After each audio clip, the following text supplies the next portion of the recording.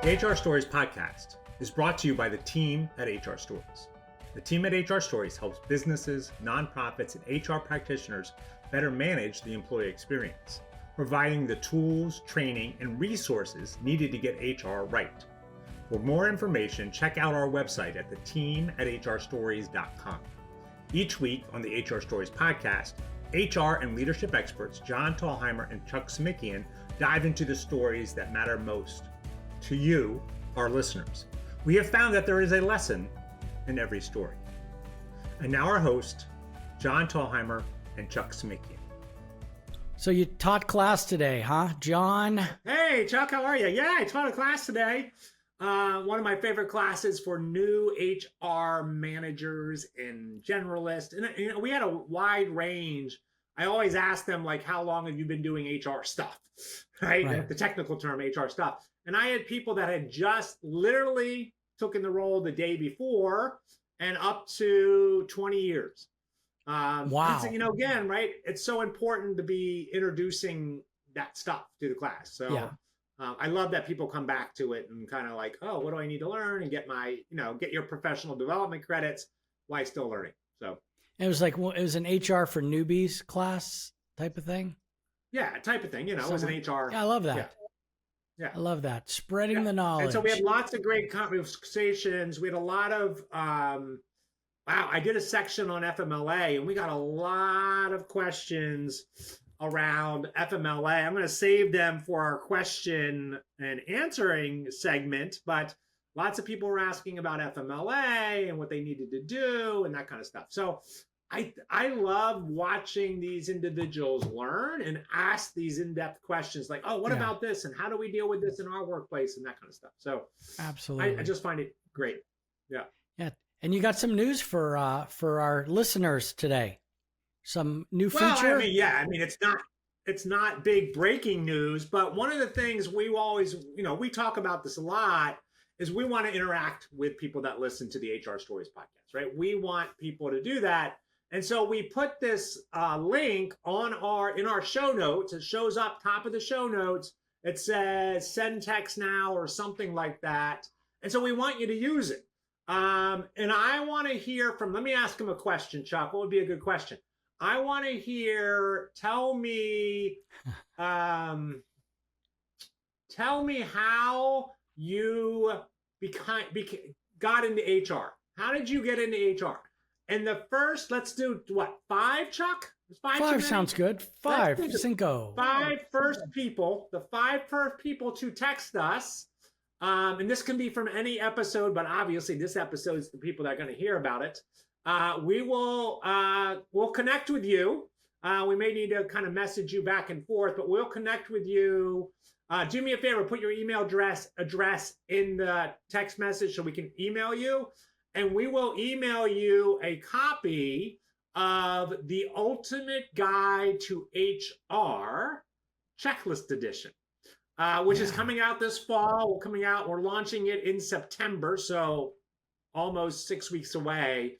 And we're really excited about it. We took what we learned from the Ultimate Book of HR, and we really ramped it up. There's over 85 checklists, lots of great information in there.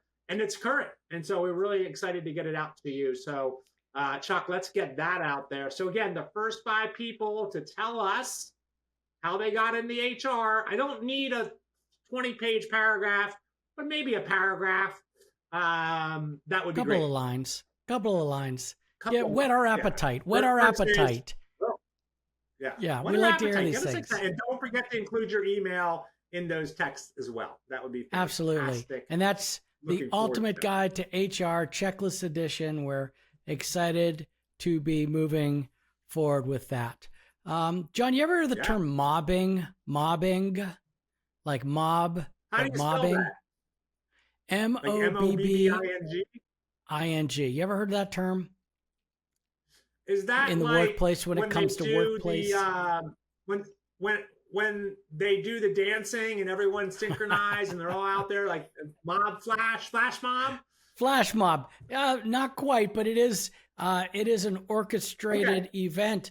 I am dealing with a client who has some bullying going on in their restaurant, and they were talking about how when new people show up, the longtime employees that are there bully them, and they use the term mobbing. And I've never heard that, and I looked it up, and it's a real thing. Mobbing is a group bullying, either planned, unplanned, synchronized, not synchronized, but usually kind of like where they just feed upon each other. So I thought about that, and I have no particular reason to bring it up. It's not technically illegal in most jurisdictions, but it does affect new employees and productivity. And so I thought, wow, that's really interesting, mobbing, and how do you deal with that, with a group of people. I have a question for you. And I have a question for you, and I have a question for our listeners. Why do you think more senior employees, right, people that have been with the company more often, feel necessary to haze or bully the new people coming on board? Where I don't think they're looking at it like we're going to haze them, we're going to bully them, but I think a lot of long-term employees, especially in a restaurant, I've worked in a number of restaurants throughout my career, the long-term employees were in the morning. They were the morning servers, the morning cooks, the morning servers, and you put in a new hostess that's just kind of learning. A lot of times the servers that have been there so long think they pretty much own and run the place, and it's their money, right? You're messing with their money. They don't have time to deal with someone that's going to give them the wrong number of tables. I don't know, but what I have seen is it's a hyper sense of ownership. We tell people work here like you're an owner. Well, some of these folks literally think they own the business, and they basically push other folks around that are brand new, telling them what to do and how to do it, and it does become difficult when the new person starts and they were taught or trained something by the manager or by someone else. Then they're on their own, and it's like, no, that's not how we do it. Let me show you how we do it. And then it becomes that mobbing thing. Yeah, and I think a part of that is that I think a lot of times what the manager perceives as the right way to do it is not the way it's being done in the job or in the organization, right? And so Shocking. It's sort of like, oh, yeah, I know what the manager said to you, but that's not the right do it. And then you're a new employee and you're like, well, wait, I'm going to be judged by the manager, not by you. How is this coming across? And I think that's the fault of the manager, right? The manager needs to know like how the right way to do it is, or rely on their senior staff to be like, hey, can you teach this person the right way to do it? I know things have changed since I've run or whatever, right? And so that's interesting. Yeah, I thought that was so what are you doing? Let me ask you this, Chuck. What are you doing as the HR person to reduce or mitigate or eliminate mobbing in this restaurant that you're partnering with? So the first thing I suggested was there were a couple of different ways. You pull these folks in and say you're bullies. But then I thought, okay, why don't we go ahead and set the standards? This has to do with how the host and hostesses are seating the tables and who gets the most tables and who gets the prime tables and the big groups and, the bigger tips. So my question was, well, what do you have in writing as far as standards? What have you trained? So it's like, okay, I think what you need to do is whether it's an all, shift meeting or 2 or 3 meetings, but you sit down. And I love the Stephen Covey, seek first to understand, then to be understood. So understand what's going on and then say, okay, thanks for all that info. Here's how we're going to do it going forward. And that's the first thing, is setting those standards. And the other thing is making sure there's a supervisor or manager present on the floor at all times, looking for these interactions that could be considered a little bit of bullying. That's, management presence is huge. And those the only things I thought of. Understanding that. Yeah, right off the bat. No, I mean, I think those are good. I mean, again, for me, performance always goes back to direction and expectations, right? And so you have to have clear expectations. You can't be like, and again, what happens in those kind of situations, it's different based on shifts, right? And so in a restaurant, you have the morning shift, you have the lunch shift, maybe you have the dinner shift, right? And all of a sudden, everyone's doing something different based on who's there. And that doesn't give you quality. That doesn't give you good performance, good, anything, right? And so again, I think setting those expectations become clear, having some defined rules, and knowing that there needs to be gray area, right? I don't want to take that away, but knowing that that needs to be done as well. And then also having conversations about values. Yeah. There's and I think that's an important thing. Yeah. And then eventually the one-on-one conversation with some of the individual offenders. So that's what's going on. Yeah. And then I know you got some stuff to talk about, but I did have another client call me about recruiting today. So I got a story about that.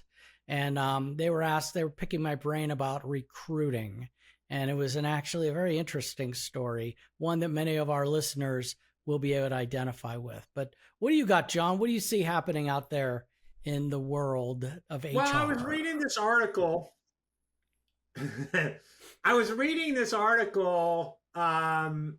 And they were talking about, and this is interesting, I'm going to play this out with my class today, but they were talking about where turnover is less, right? And so turnover has been kind of steady at 2.2%. All the statistic people, that's what they're saying, right? And it's interesting because in my class, I always ask them what challenges, are you looking at, what's coming up in 2024?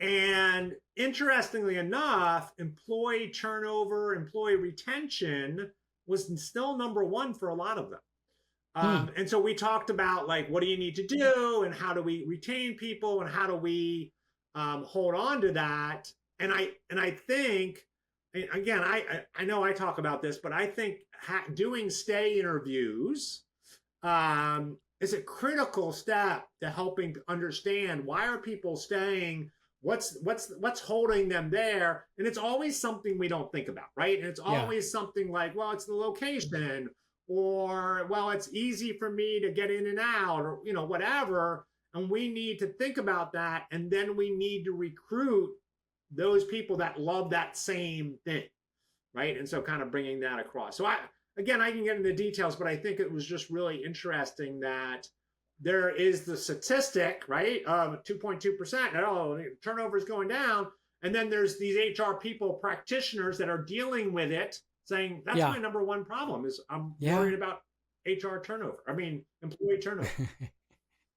Absolutely. And, some of it has to do with the screening, and had a friend and client call me. I was at the grocery store, John. I was at Winn-Dixie yesterday. Yeah, for those that know. Okay, I was at Winn-Dixie, and she calls and she says, "Chuck, can I pick your brain for a minute?" She says, "We hired someone for our CEO." And so she's a top person there too. She says, it's a small company.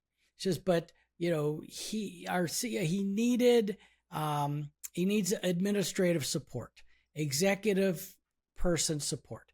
And we ran an ad in Indeed, had about 50 people apply, whittled it down to about 15 people. We interviewed those 15, whittled it down to about 3. We put all 3 of those through predictive index assessment. And, they met with all the stakeholders in the company. And at the end of the day, we picked the one person we thought would be the best executive admin, because this CEO of this company, small company, has not had an executive admin. And I said, okay, great. That's awesome. So why are you calling me? She says, well, this is week 8 and we fired her today. She said, the lady did not, she, and it was just a whole litany of, didn't set things up correctly, muffed on meetings, didn't copy people correctly, didn't set requests out, any type of events, would do them, maybe if it was a lunch meeting, plates and stuff would all still be stacked rather than, hey, we got, and so just was not good on follow through, not good on follow up. And she says, help me. How can we do all this and still not choose the right person? So she asks, she says, is there anything that I can do to predict whether or not a person can actually do these follow-up and basic tasks? So I'm in Winn-Dixie. I'm in between the bag salads and the beer, because they have lots of alcohol at Winn-Dixie. There's a produce section and the gigantic biggest beer section down here in Islamorada Tavernier area I've ever seen. So I gave her a couple of ideas. I'd love to share it with you. Oh, absolutely. Yeah, I want to hear what you said. I want to say something about Winn-Dixie that you may or may not know. Did you know that Winn-Dixie was the first grocery store that allowed you to pick your own groceries? No, really? Yeah, you know what? It's funny. Yeah. It's like something out of an old-timey show where they'd go in and old man Drucker pick out the groceries for you, right? Yeah. I didn't know that. Okay. Yeah. There we go. Yeah. So a little trivia here, only on the HR Stories podcast, where there's a lesson in every story, and you just learned an important lesson there. So I tried to think back to my days. I was certified by a group called DDI on selection and things like that. And I thought, well, when I was DDI and I did some of their stuff, they did two things. And I don't even know if this stuff is still around, John, but inbox exercise. It was, and I don't even know if they're still out there, but back then it was paper. Like I would get an envelope, like an interoffice envelope, and I'd have to open it up and you'd have to sort out different things. Who goes where, what's the priority, and that sort of thing. I said, so I'm sure there's probably modern versions. Do you know what I'm talking about? Yeah, okay. Absolutely. Yeah. We always, and I talk about this in my class.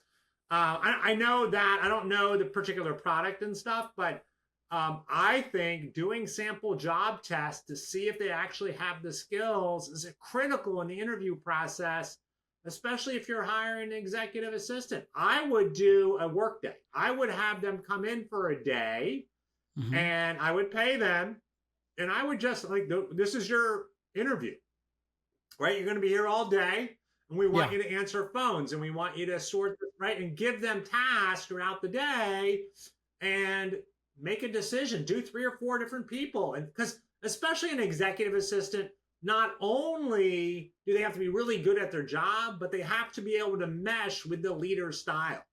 And it's such an important relationship that you really need to find the right person for that.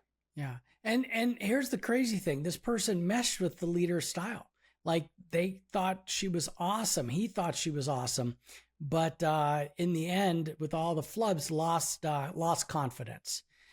And so the second thing that I suggested, because she made the comment, she says, well, we can't check references. They're not worth anything. I said, whoa, wait a second. Hold on. I said, if this person has been a personal executive assistant in the past, they should be able to at least share with you the last 3 managers that they had.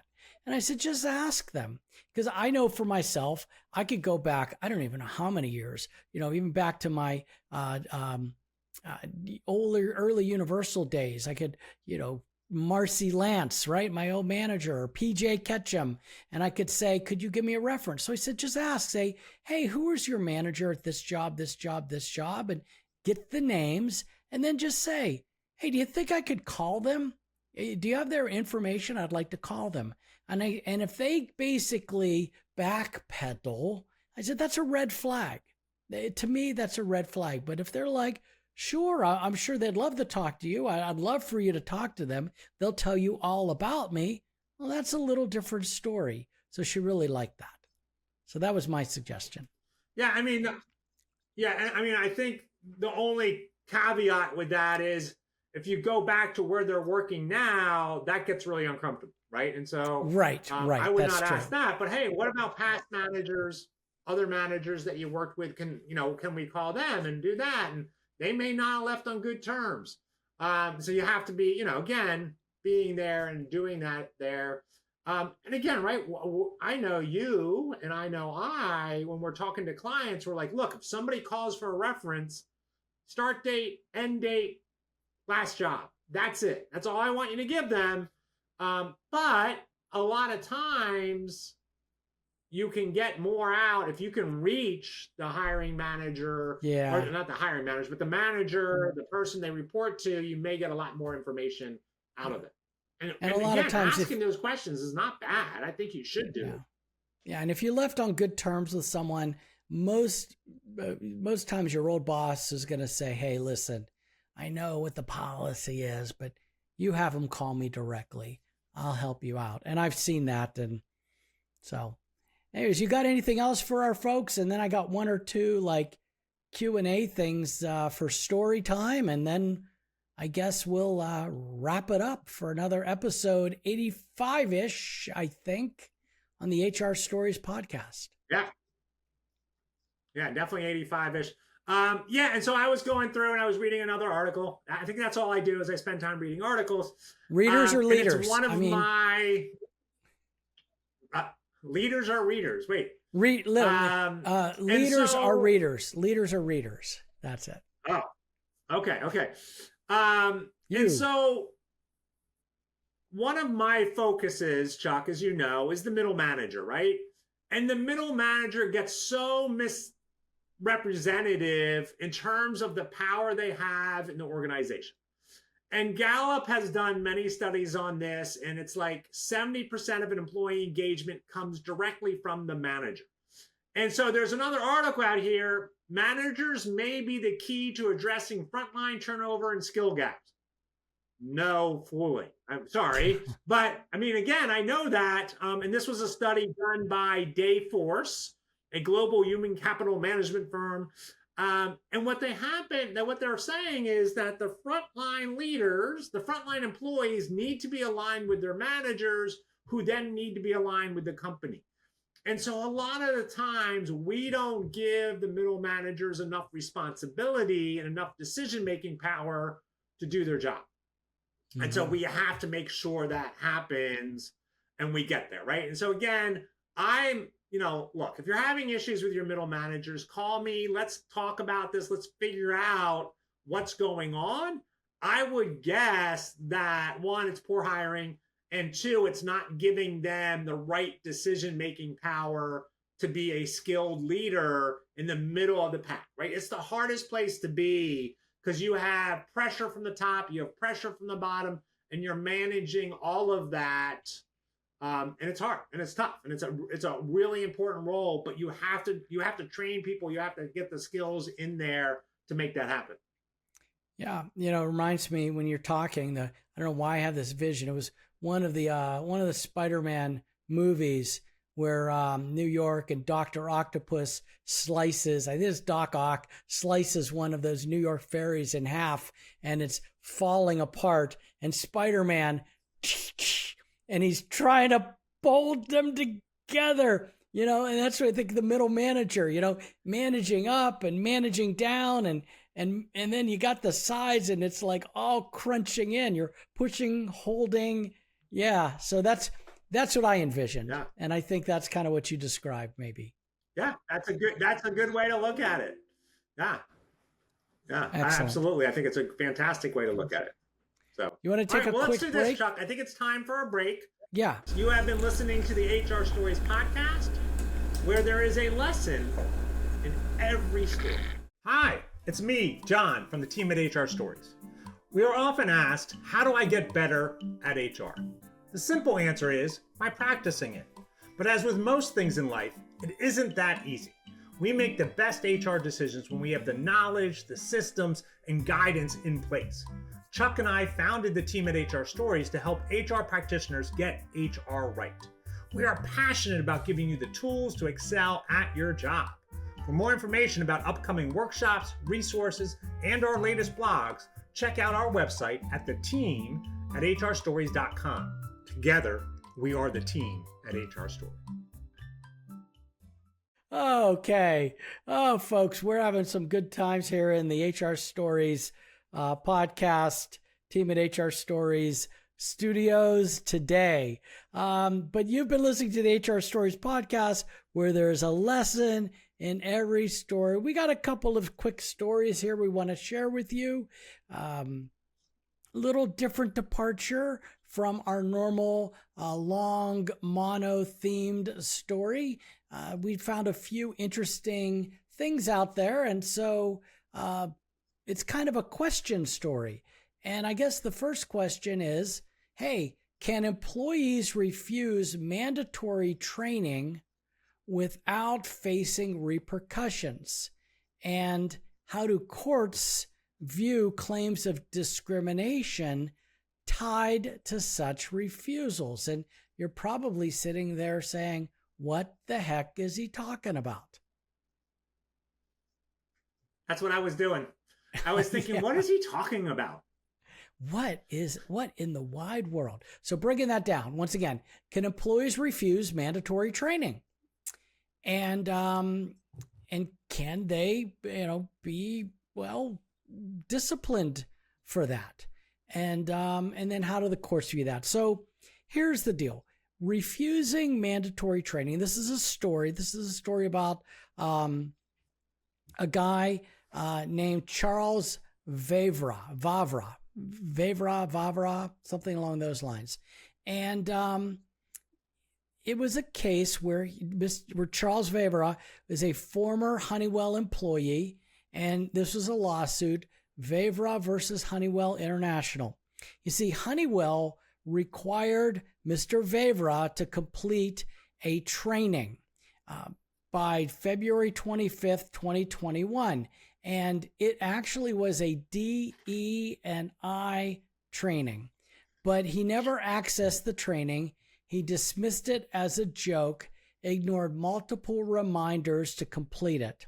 And he also criticized an earlier in the year 2020, a statement on racial bias by an executive claiming it portrayed non-white colleagues as victims and white colleagues as villains. And John, I don't know if you've run into this, and I have to say, I know people that have had to go through some sort of DEI training. They work for big multinational companies, and all I ever hear over the beer or over dinner or, it's other, oh, geez, we got to do that. We're being indoctrinated. We're the victims and all this stuff. It's crazy. So this guy ran that line and refused to do the training. Do you know anyone like that? Have you ever run into anyone or heard of people like that? I know I've heard of people like that. I hear about it, but when I dig into it, and everyone has their do I have to do that training again? We did that last year. Why do I need to do it again? Right. And, so I hear a lot about not wanting to do training, but mostly it's from, I think it's a waste of time. It's not going to change me. I don't understand why we do this, that kind of stuff, but not to the extent where they're going to be like, well, I'm not doing it anymore. Right. Because it's mandatory. Right. And so getting in there and kind of doing that, I think, is the issue. Right. Yeah. And so this all kicked off because John Waldron, who was the president and CEO of this Honeywell division, the Safety and Productivity Solutions Division, had sent out an email to all employees following a grand jury's decision not to indict police officers involved in the death of a Black woman.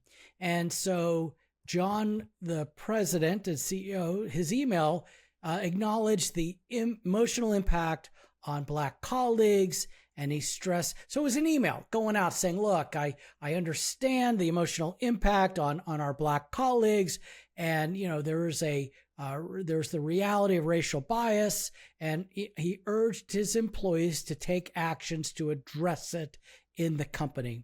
And so the email then led to a rollout of mandatory unconscious bias training by Honeywell's Diversity, Equity, Inclusion Office. And this guy, Charles Vevra, he objected to the training and Waldron's email, but he didn't initially share his concerns. And I do this too. I send out emails, managers. I'm like, hey, do your training, do your training, do your training. So he pretty much refused to complete the training. So in March 2021, he emailed Honeywell's HR director, Katie Becker, and there's a shout out to Katie, HR was involved, and he said, look, here's my objections. He said the Waldron, the CEO's email, made his white colleagues out to be victims, and that he refused to be trained in such a manner. And look, Honeywell basically went back. They said, look, you got to do the training. We urge you to do it. And if you refuse to do it, it will be considered insubordination, which it was, right? It's something we want you to do within your role. So after his final refusal in April of 2021, so this looks like it went on for quite a bit, couple of months now. So look, it went on maybe 8 weeks, 9 weeks. He was terminated, and because he didn't do the training. However, it doesn't end there, John. He sues Honeywell, saying retaliation in violation of Title VII of the Civil Rights Act and the Illinois Human Rights Act. Goes to court. The district court says, hey, we're granting favor to Honeywell. You know what? You're a company. You went through all the steps, and you were okay to terminate him. It gets appealed, goes to the Seventh Circuit Court of Appeals. They affirmed the decision. And basically, they said his opposition to the training, which he had not taken, by the way, was not a protected activity under Title VII. So he said it was a protected activity. They said it's not. And he said that the court said that he failed to establish a connection between his complaints about the email and his termination. So it was all about objectively reasonable. My goodness, I can't say that word. Can you say that word for me? Reasonable belief. Yes. Reasonable belief. They said in order for this to be protected, there has to be at least a reasonable belief that Honeywell violated the law, and he couldn't demonstrate that.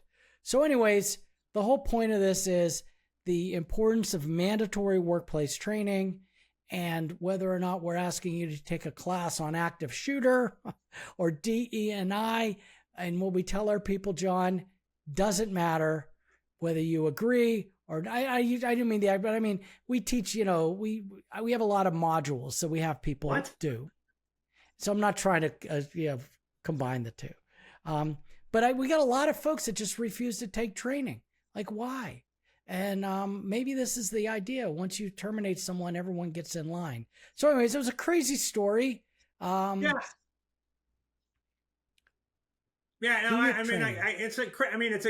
think it's a good story, right? As DEI becomes much more political and much more, pushed around, and lots of stories in the news where companies are like, we're pulling back on our DEI because we think it's, we're being pushed by our customers and that kind of stuff. And so I think that's, important, right? And so again, if that's your company culture and you're trying to set that company culture up and you have training and you're consistent with it, right? We don't want to do DEI training that is victimizing anybody. We don't want to do it where we're blaming one race over the other. We don't want to do that, but we have to be aware that diversity, equity, and inclusion are critical aspects for people getting along. And understanding people's different points of views and making sure that we're talking about that is critical for a lot of companies to perform well. And we know the research is out there. DEI training, DEI companies excel at a much higher rate than those that don't have it. So it's a simple thing. And I think, to me, and Chuck, I think you started with, can a employee refuse mandatory training? Absolutely, you can refuse to do it, but you're going to suffer the consequences, right? Yeah, that's you're right. going to suffer. You're going to be like, okay, sorry, you're not going to work here anymore. Right. The rights that we have as citizens don't necessarily extend to the rights we have as employees. Right. And then we need to be aware of that. Yeah. You know what actually ultimately weakened his case? Just completely weakened it. And this is why the courts ultimately ruled, is because he was trying to prove a discrimination claim, but his refusal to participate was based on speculation. So he never actually took the test. It was not based on his actual knowledge of the training content. And basically they said, yeah, get out of here. Get out of here. Well, and I think his boss or the HR person said, look, watch the video, pay attention to the video. We have scenarios where, because I think he was like, oh, this is about the white person being blamed, blah, blah. And they're like, we have a scenario where the white person is the victim and is being discriminated against. Oh, and okay. He still didn't listen to them and take that test, right? And so I don't know. I think it's being so focused on what we believe and not listening to the people around us going, look, we want you to be here. We want you to stay. This is the stuff that's important. And then just pushing it back. Yeah. You got any interesting? Yeah. So one of the things that we always talk about, right, is AI. AI. And what have I been saying? What have I been saying about AI since the beginning, Chuck? You can't trust the machine. Do you remember our first conversation? You can't trust the machine. You can't trust. I didn't say that.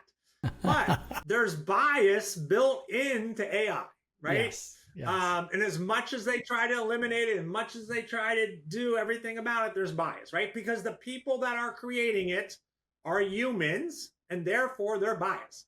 Now, is it terrible? I don't know. I tell this story where there was this company that was using a applicant tracking system. And one of the parts of the applicant tracking system is they would ask people for their date of birth. And then if you were a female applicant over 55, you would automatically be dismissed. They would not interview you. And if you were a male applicant over 60, the same thing. You wouldn't be interviewed. And so again, that's their tracking, that's AI. It's not AI, but it's artificial tracking, right? It's algorithms and all that kind of stuff. And people just build in their own bias. In this case, it was a company outside of the United States had built the employee tracking, applicant tracking system, and just didn't think about the laws and regulations, right? So failure there. So anyway, I've been saying since day one, we have to be careful with AI.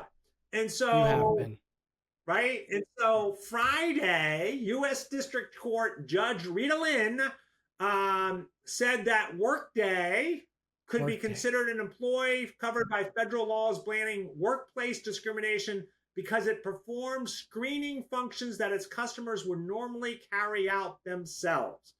And so Workday has some artificial intelligence they're using to screen candidates. And a lot of their stuff is really good. It works really well, a lot of great stuff. But the artificial intelligence one, an individual sued them because it said it discriminated against them. And it was that particular artificial intelligence that was the entity that was discriminating against them. And so the judge ruled that this can go forward. Now, we don't know where it's going to end up in case, right? That may be thrown out later on, or Workday may win. We don't know, but it is something to be paying attention to as we move forward with AI, and the lawsuits are going to come out, right? And so it's going to be on both sides, and we're going to see some of that. So I'm interested to kind of see where this lands and plays out. I know you knew a little bit about the story. I didn't know if you wanted to add any more to that. Yeah. No, the gentleman that's going to make history here is Derek Mobley. And he's African-American. He's over 40 years old, suffers from anxiety and depression.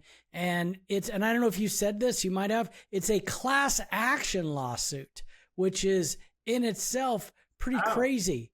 Yeah, it's a class action lawsuit against Workday. So that could grow. That could be a very, very big deal. And since 2018, he applied for 80 to 100 positions at companies using Workday's tools and was rejected from everyone despite his qualifications, including bachelor's and associate's degree. And he says those claims were due to race, age, disability discrimination, and violations of the Title VII of the Civil Rights Act. So, I mean, as you look at this further, you know, it nitty grits a little bit. So he did upload his educational information, his graduation date from a historically black college, and he had to complete assessments, personality tests that he believes revealed, get this, his depression and anxiety, and leading to rejection. And I think in another story, John, that we must have told at some point, we found that AI is screening out people on the spectrum of autism and Asperger's. Yeah. You know, so because they don't answer questions the way some of these tests are set up. So he's seeking to represent a class action of all current and former applicants since June 3rd, 2019, who are African American, over the age of 40, or disabled, and who've not been referred or permanently hired as a result of Workday. So it's going to get interesting. One thing that I will tell you on a professional basis is that I do screen people out that have all the qualifications. Okay. I've done that. But the one thing that disqualifies a number of these folks is the job stability. And I'm not even looking for, they've been at this job for 5-10 years. I'm looking for, I'll see people 3 months, then 8 months, and then a gap, and then and in 10 years, they might have 12 jobs. Okay. I'm talking, it's way beyond. And so I disqualify them. And sometimes they come back and they find my email and they're like, I have all the qualifications. I fit. And I'm like, yeah, so they get upset. So I don't know if that could have been the case here, but it sounds like he's going to put Workday through its paces, and they're going to have to justify their system, especially if it's a class action lawsuit. Other people will come forward. Yeah, it's interesting, again, right? And again, they're saying, look, we're not a company. We're not facing we're a software company. We're doing what the customers tell us to do, the inputs and that kind of stuff. So it'll be interesting as this goes further and we get into the technical of it and see, are they considered an employer? The judge is saying, yeah, they can be considered an employer here. Right. So yeah, and I'm not bashing Workday. I think Workday has tons of great products. I think that's where we are, that we're running into issues with artificial intelligence and hiring processes and how is that streamlining things out. And I think it's going to be a mess. And I think we need to figure it out over the long term. Absolutely. John, you got anything else for our listeners this fine day? No, I don't, but you got me thinking because I was reading another story.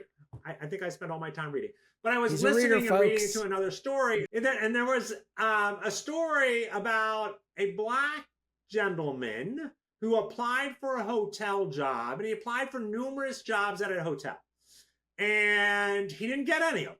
And he sued the company for racial bias. And the company goes, "What are you talking about? Like, every person that was hired instead of you was Black." And so that, again, that's just starting, right? It's just starting and that kind of stuff. So I think one of the things that the article was saying is we have to be careful about jumping to conclusions about just hearing one side of it, right? If we only hear one side, we don't know what the other side is.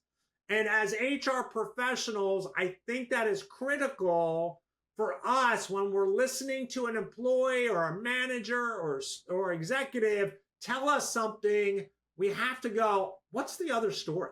What is the other story? And I think that's a great way to end this episode of the HR Stories podcast. Yeah. All right. I love it. John, thank you for your insight. As always, your color commentary, as they say, just making my bland, straight up HR stories come alive with commentary.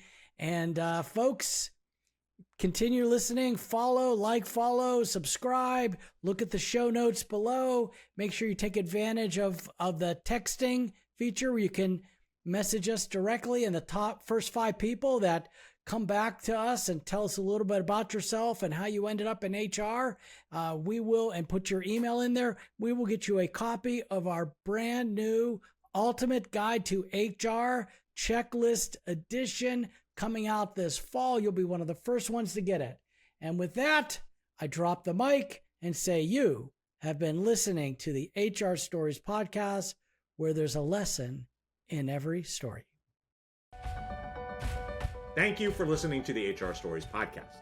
The material presented in this podcast is for informational purposes only. Chuck and John always recommend using an employment lawyer or HR consultant to handle any legal concerns or HR issues. We do our best to double check sources and make sure the information we are providing is accurate. We may eliminate or embellish without changing the basic narrative to make the story easier to understand. In certain circumstances, we may change identifying information to protect the innocent. The HR Stories broadcast is brought to you by the team at HR Stories. The team at HR Stories is designed to help anyone with HR responsibilities be better at managing the employee experience. To engage with us, go to the hrstoriesteam.com and learn more about how the team at HR Stories can support your business or nonprofit. Thank you for listening to the HR Stories podcast, where there is a lesson in every story.